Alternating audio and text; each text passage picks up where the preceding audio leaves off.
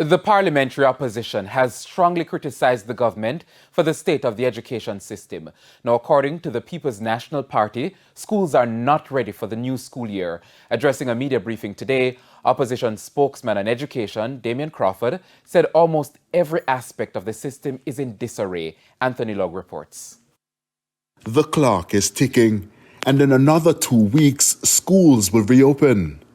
Like previous years, there are concerns about the readiness of institutions ahead of the new school term.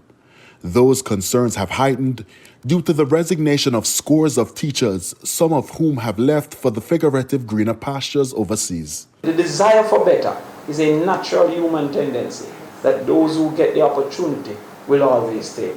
However, Jamaica must make itself more competitive for the retention of our skills. Principals have warned that it will be a major challenge for school administrators to find replacements for teachers who are leaving the classrooms. However, Education Minister Favour Williams is adamant that there is no widespread migration of teachers. She noted that only some schools are experiencing the problem. But speaking at a media briefing Wednesday, opposition spokesman on education Damien Crawford warned the shortage in educators could affect the subject areas of mathematics, modern languages, and science. So while attrition of 3% is not alarming, the continuous attrition of 3% and the attrition of 16, 20, 40% from mathematics, 70% from technical subjects, that is of great concern. And so that is why we believe that hiding under the rocks is not the strategy, but creativity. But that's not the only concern.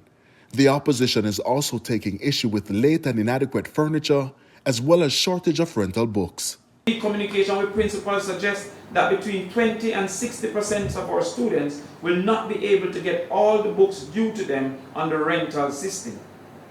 Additional interviews with parents indicate that last year, some children got none of their rental books because of the shortage of rental books within the system. This comes at a time when many Jamaicans are finding it difficult to get the books on the current list distributed for purchase. Worse yet, to ask for them to provide subsidy to the government by purchasing books promised to them on the rental scheme. And with those and other issues weeks before schools reopen, calls for a change. There are two methods of change. You can change the person or the person can change.